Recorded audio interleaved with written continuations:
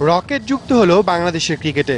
Dutch Bangla ব্যাংকের mobile ব্যাংকিংয়ের নতুন নামেই রকেট, যারা থাকছে বাংলাদেশ আফগানিস্তান সিরিজের টাইটেল স্পন্সর হিসেবে। বাংলাদেশের প্রথম টেস্টের পৃষ্ঠপোষকরা এই টাইটেল স্পন্সর হিসেবে থাকবে আগামী 2 বছর টাইগারদের যে কোনো ঘরের মাঠের টুর্নামেন্টে অথবা সিরিজে। আমাদের সাথে টাইটেল স্পন্সর ঠিক হলেও বহু কাঙ্ক্ষিত টিকিট কোন ব্যাংকে মিলবে তা এখনো ঠিক করতে পারেনি বিসিবি। 2-1 দিনের মধ্যে আসবে সেই ঘোষণা। খুব সম্ভবত আর 2 দিন পর থেকে পাবেন, হয়তো আজকে 20 তারিখ, 22 তারিখ, 23 তারিখ থেকে আপনার টিকিট সেল শুরু হবে। প্রতিবারই টিকিট কিনতে চরম ভোগান্তিতে পড়তে হয় ক্রিকেট ভক্তদের।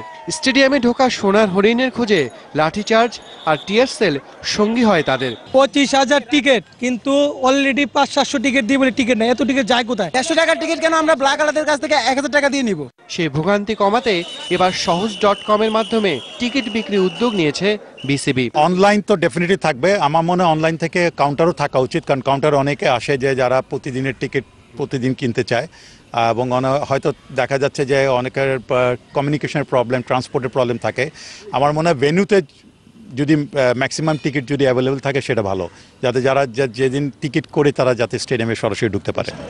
এবার নিরাপত্তা ব্যবস্থায় কড়াকড়ি থাকায় দর্শকদের দেহ তল্লাশি হবে স্টেডিয়ামের ঢোকার মুখেই। তাই তো টিকিটের সাথে সময় হাতে নিয়েই স্টেডিয়ামে আসার অনুরোধ করছে বিসিবি। অনুগ্রহপূর্বক সংবাদটি শেয়ার করুন এবং খেলাধুলার সর্বশেষ খবর জানতে স্পোর্টস লাইট সাবস্ক্রাইব করে রাখুন। ধন্যবাদ।